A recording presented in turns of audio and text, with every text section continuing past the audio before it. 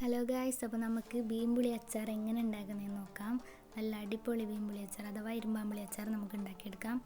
ആദ്യം ഇരുമ്പാമ്പുളി നമുക്ക് എടുത്തു വെക്കാം. പിന്നെ അതിനാവശ്യത്തിനായ ഒരു 10ഓളം പച്ചമുളക്, ഇഞ്ചി, വെളുത്തുള്ളി, ജീരകം, ഉപ്പ്, കടുക് എന്നിവയൊക്കെ മാറ്റി വയ്ക്കാം. പിന്നെ നമുക്ക് ഇരുമ്പാമ്പുളി നന്നായിട്ടൊന്ന് കഴുകിയെടുക്കാം. കഴുകി കഷ്ണങ്ങളായിട്ട് മുറിച്ച് വയ്ക്കാം. അതൊരു സൈഡിലോട്ട് മാറ്റി വെച്ചിട്ട് നമുക്ക് പച്ചമുളകൊന്ന് നന്നായി ബ്ലെൻഡ് ചെയ്തെടുക്കാം. ബ്ലെൻഡായി വന്ന ശേഷം ഇഞ്ചിയും വെളുത്തുള്ളിയും പിന്നെ കുറച്ച് മഞ്ഞൾപ്പൊടി, ആവശ്യത്തിന് കുറച്ച് മഞ്ഞൾപ്പൊടി ഇട്ടിട്ട് നമുക്ക് നന്നായിട്ടൊന്ന് അരച്ചെടുക്കാം.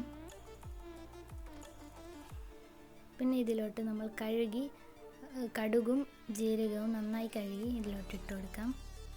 നന്നായി ഒന്ന് ബ്ലെൻഡ് ചെയ്യാം. നല്ല മണം കേട്ടോ.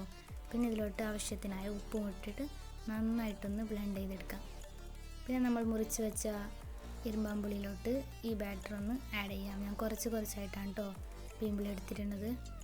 നന്നായിട്ടൊന്ന് ആഡ് ചെയ്ത് കൊടുക്കാം.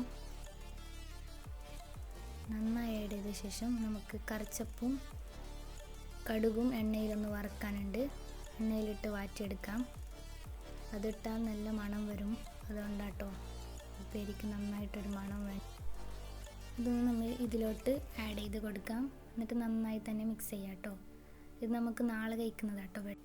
വീഡിയോ ഇഷ്ടപ്പെട്ടാൽ എല്ലാവരും ലൈക്ക് ചെയ്യുക, ഷെയർ ചെയ്യുക, സബ്സ്ക്രൈബ് ചെയ്യുക. പിന്നെ ഇതുപോലത്തെ വീഡിയോസിന് കമൻറ്റ് ചെയ്യുക. എന്താണ് നിങ്ങൾക്ക് വേണ്ടതെന്ന് കമൻറ്റ് ചെയ്യുക. Okay, thank you guys.